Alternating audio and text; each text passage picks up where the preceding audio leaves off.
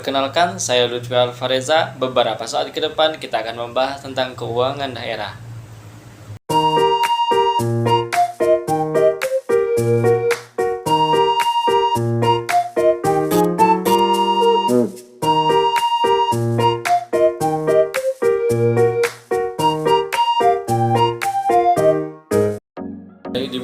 Dimulai dari definisi keuangan daerah.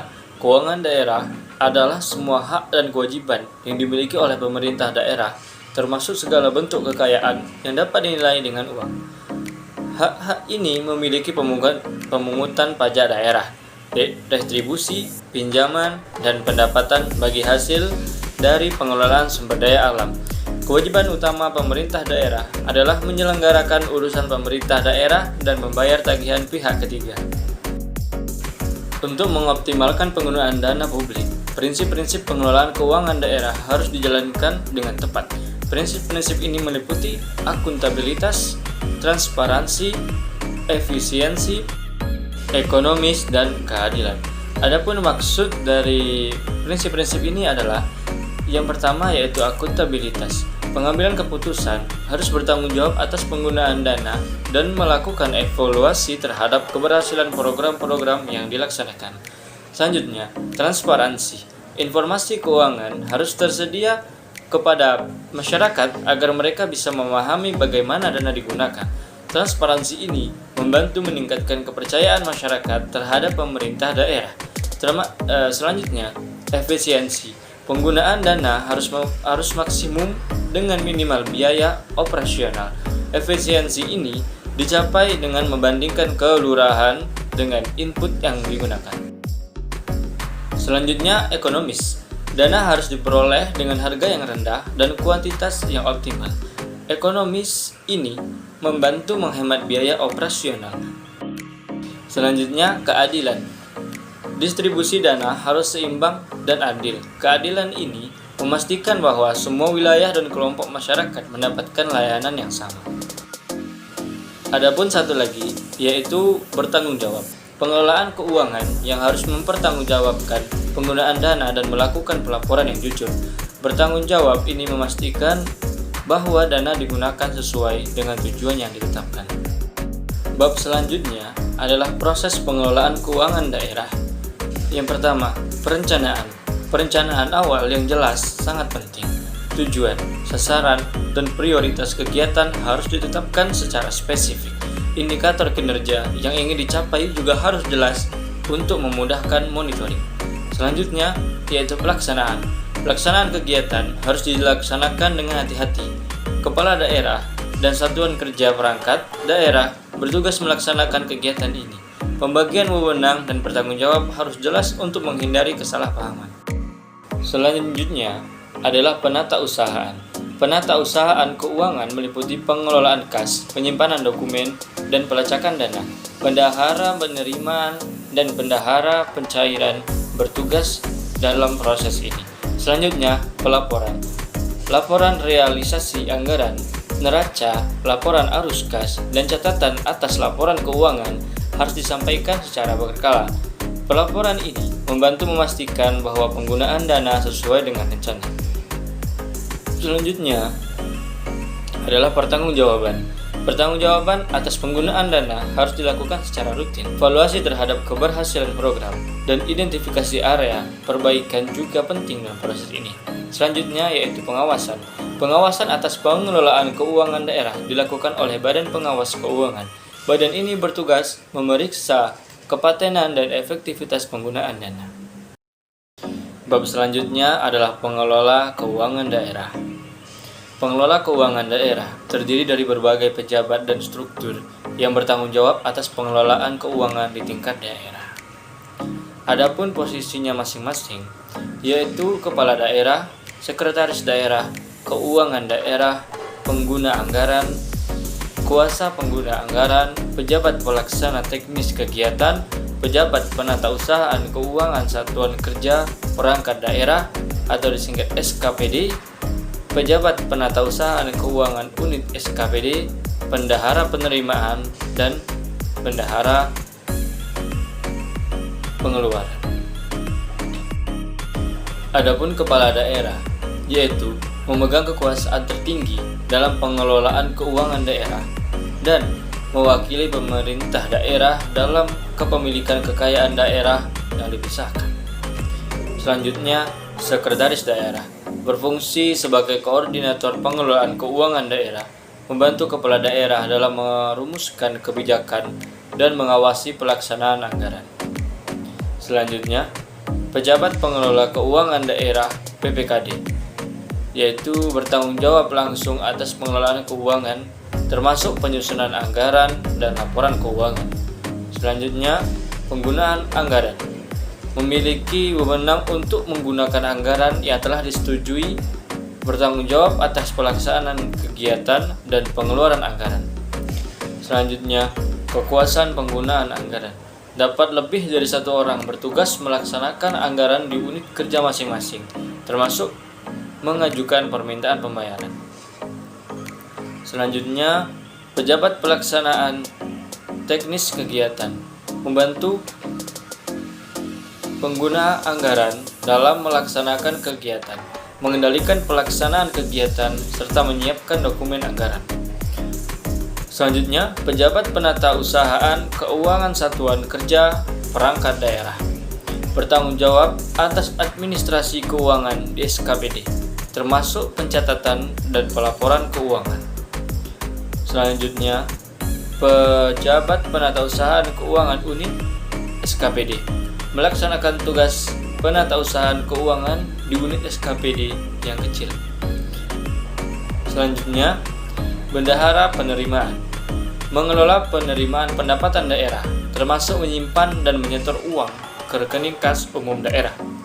Yang terakhir yaitu bendahara pengeluaran mengelola pengeluaran dengan melakukan pembayaran berdasarkan permintaan dari PA atau KPA dan memastikan kelengkapan dokumen pembayaran. Struktur-struktur yang disebutkan ini penting untuk memastikan bahwa pengelolaan keuangan daerah dilakukan secara efektif, transparan, dan akuntabel sesuai dengan peraturan yang berlaku. Bab selanjutnya adalah pendapatan daerah. Pendapatan daerah adalah hak pemerintah daerah yang diakui sebagai penambah nilai kekayaan bersih dalam satu tahun anggaran. Menurut Undang-Undang Nomor 1 Tahun 2022, pendapatan daerah mencakup semua penerimaan uang melalui rekening kas umum daerah yang tidak perlu dibayar kembali oleh daerah dan penerimaan lainnya yang sesuai dengan ketentuan peraturan perundang-undangan. Adapun hal yang mengenai pendapatan daerah, yaitu pendapatan asli daerah atau PAD, adalah semua penerimaan yang diperoleh oleh daerah dari sumber-sumber yang dikelola secara mandiri. PAD mencakup beberapa komponen utama, antara lain pajak daerah, retribusi, dan hasil pengelolaan kekayaan daerah. Adapun maksudnya adalah sebagai berikut. Pajak daerah ini termasuk pajak yang dipungut oleh pemerintah daerah seperti pajak bumi dan bangunan, pajak kendaraan bermotor, dan pajak restoran. Pajak ini merupakan sumber utama pendapatan daerah dan mencerminkan potensi ekonomi wilayah. Selanjutnya, retribusi merupakan pungutan yang dikenakan atas pelayanan atau penggunaan fasilitas yang disediakan oleh pemerintah daerah seperti retribusi pasar, retribusi parkir, dan retribusi perizinan. Selanjutnya, hasil pengelolaan kekayaan daerah. Ini mencakup pendapatan dari pengelolaan aset-aset daerah seperti sewa tanah, pembangunan, dan sumber daya alam yang dimiliki oleh daerah. Pendapatan asli daerah ini sangat penting karena mencerminkan kemandirian fiskal suatu daerah dan memberikan fleksibilitas dalam pengelolaan anggaran untuk membiayai berbagai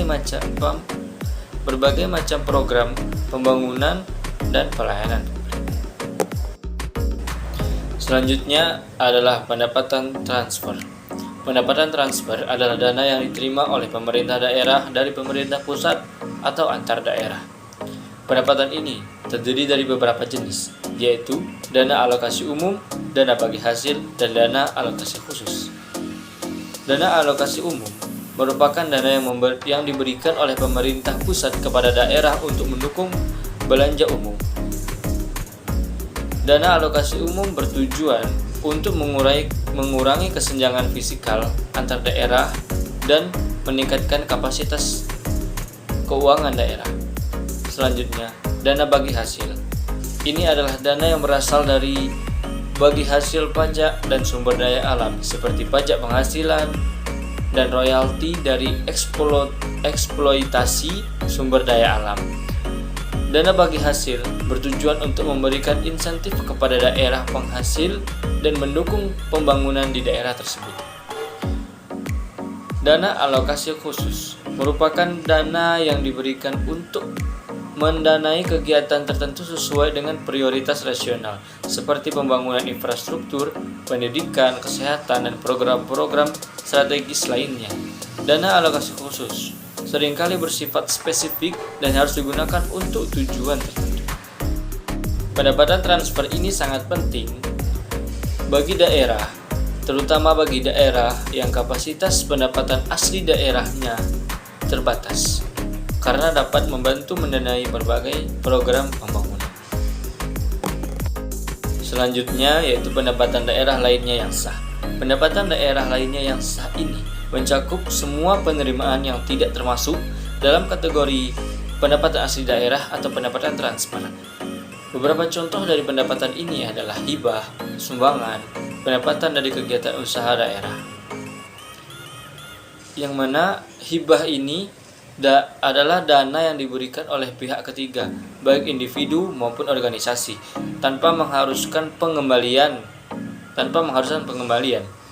Hibah biasanya digunakan untuk mendanai proyek-proyek tertentu atau program-program sosial. Sumbangan adalah penerimaan dari masyarakat atau lembaga lainnya yang bersifat sukarela untuk mendukung kegiatan pemerintah daerah.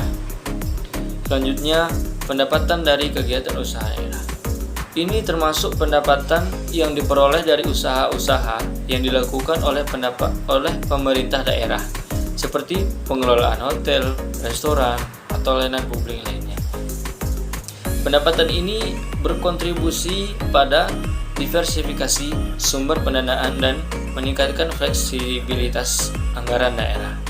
Jadi, ketiga sumber pendapatan ini, pendapatan asli daerah, pendapatan transfer, dan pendapatan lainnya, berperan penting dalam meningkatkan kapasitas fiskal daerah.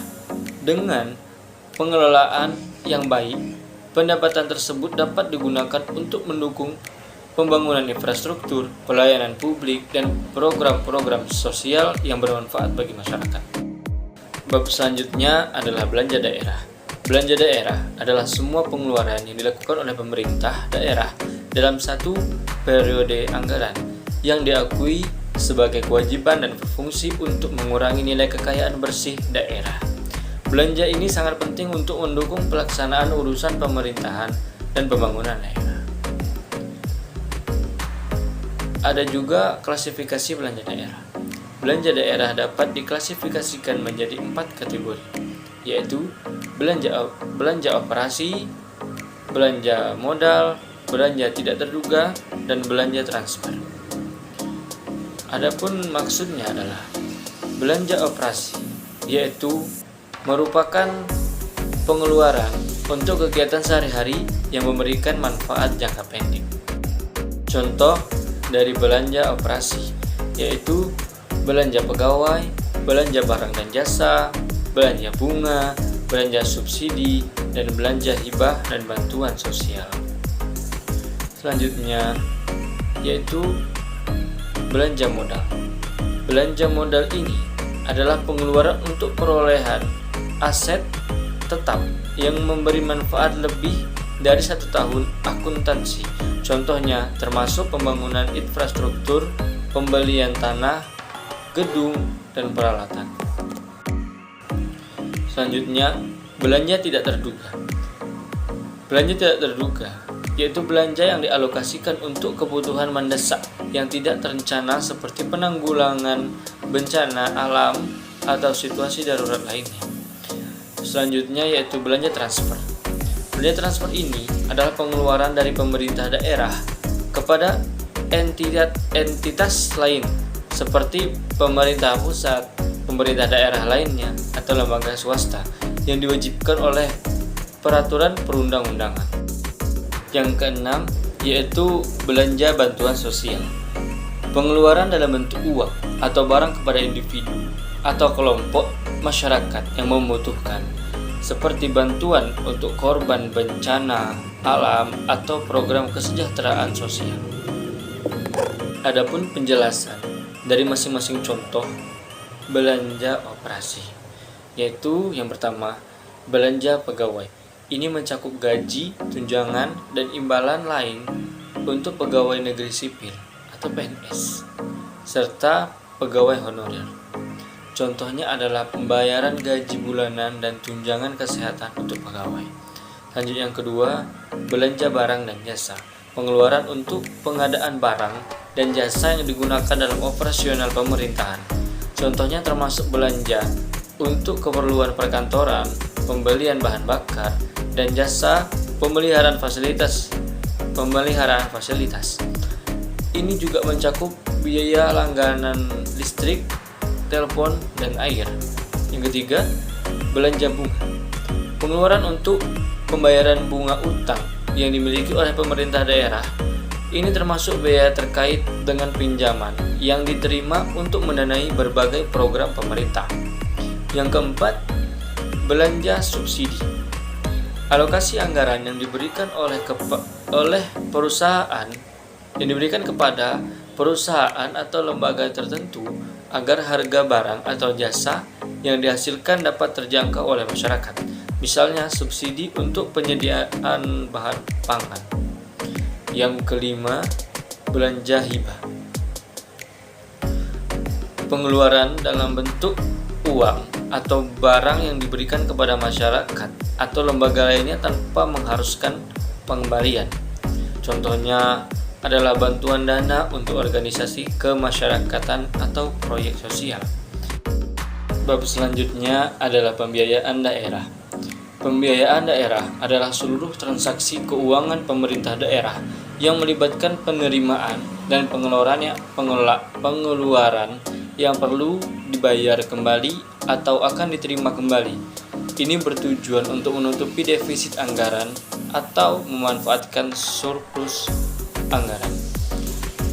Ada klasifikasi pembiayaan daerah, yaitu penerimaan pembiayaan dan pengeluaran pembiayaan. Adapun penerimaan pembiayaan itu merupakan semua penerimaan yang masuk ke kas daerah dan perlu dibayar kembali. Contohnya seperti pinjaman daerah, penjualan aplikasi, dan penerimaan kembali pinjaman. Pinjaman daerah adalah dana yang diterima dari pihak ketiga dengan kewajiban untuk mengembalikannya. Penjualan aplikasi adalah penerimaan dari penerbitan surat utang pemerintah daerah, penerimaan kembali pinjaman, pengembalian dana dari entitas yang telah dipinjamkan sebelumnya. Selanjutnya yaitu pengeluaran pembiayaan. Ini adalah semua pengeluaran yang dikeluarkan dari kas daerah dan akan diterima kembali. Contohnya, pemberian pinjaman, dana yang diberikan kepada entitas lain dengan harapan akan dikembalikan. Dan pembayaran kembali pokok pinjaman, pengeluaran untuk membayar utang yang telah jatuh tempo. Selanjutnya, penyertaan modal, investasi pemerintah daerah dalam perusahaan atau proyek tertentu. Saya juga akan menjelaskan tentang sisa lebih pembiayaan anggaran atau disingkat dengan SILPA. Adalah selisih antara surplus atau defisit anggaran dengan pembiayaan neto dalam suatu tahun anggaran. SILPA mencerminkan sisa dana yang tersedia setelah semua pengeluaran dan penerimaan pembiayaan dihitung. Idealnya, dalam penyusunan APBD, angka SILPA seharusnya sama dengan 0, yang menunjukkan bahwa penerimaan pembiayaan dapat menutupi defisit anggaran. Jika SILPA positif, berarti ada dana yang tersisa dari penerimaan pembiayaan yang belum digunakan untuk membiayai belanja daerah atau pengeluaran lainnya. Sebaliknya, jika silpa negatif menunjukkan bahwa pembiayaan neto tidak cukup untuk menutupi defisit anggaran yang ada. Saya akan menjelaskan tentang apa itu surplus dan defisit dalam konteks anggaran. Surplus terjadi ketika total pendapatan melebihi total belanja dalam suatu periode anggaran. Ini menunjukkan bahwa pemerintah atau entitas memiliki kelebihan dana yang dapat digunakan untuk berbagai tujuan seperti pembayaran utang atau investasi. Sebaliknya, defisit terjadi ketika total belanja melebihi total pendapatan. Ini menunjukkan bahwa entitas mengalami kekurangan dana yang seringkali memerlukan pembiayaan tambahan untuk menutupi selisih tersebut. Bab selanjutnya adalah penyusunan anggaran pendapatan dan belanja daerah atau APBD.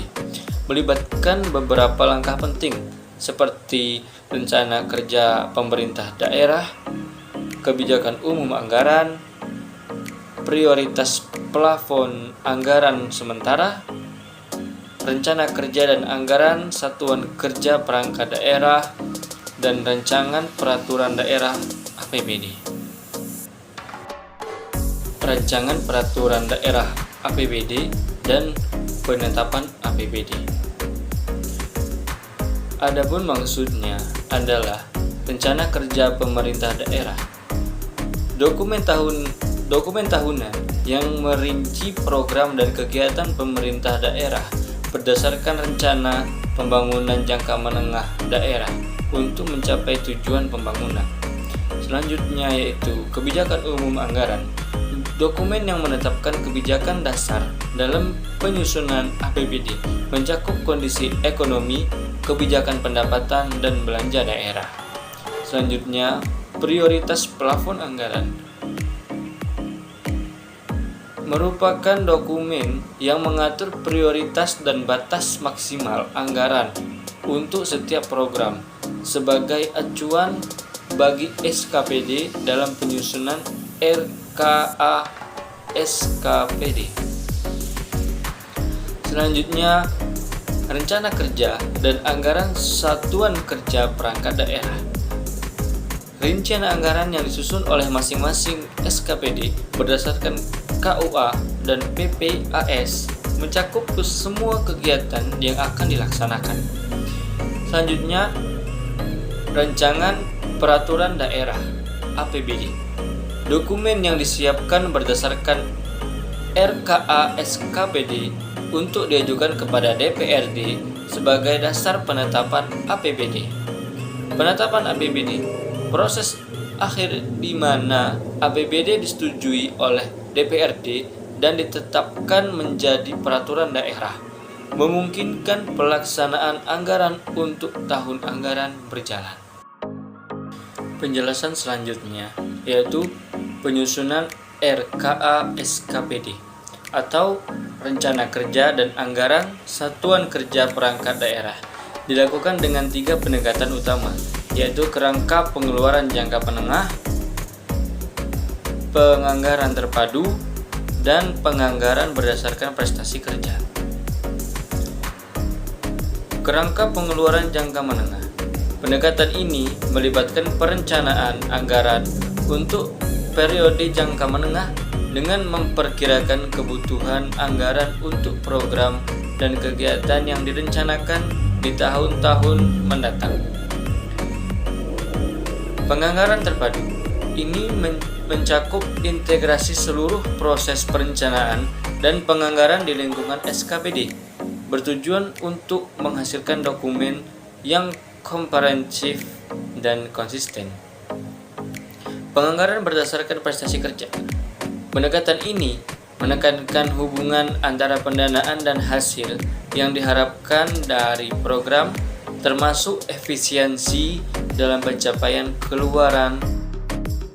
Pembahasan selanjutnya, adapun yang terakhir mengenai penganggaran berdasarkan kinerja adalah pendekatan dalam penyusunan anggaran yang mengaitkan setiap biaya dengan hasil yang diharapkan dari program dan kegiatan. Pendekatan ini bertujuan untuk meningkatkan efisiensi dan efektivitas penggunaan anggaran serta memastikan bahwa setiap pengeluaran menghasilkan manfaat yang maksimal.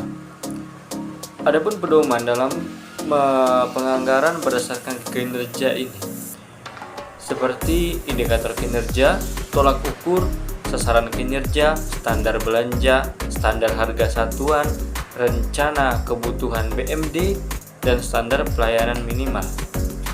Yang artinya, yang bisa diartikan sebagai indikator kinerja, yaitu ukuran keberhasilan yang mencakup masukan, keluaran, dan hasil dari program atau kegiatan. Indikator ini membantu dalam menilai pencapaian tujuan yang telah ditetapkan. Selanjutnya, tolak ukur. Ukuran prestasi kerja yang membandingkan hasil saat ini dengan keadaan sebelumnya, mempertimbangkan kualitas, kuantitas, efisiensi, dan efektivitas pelaksanaan program.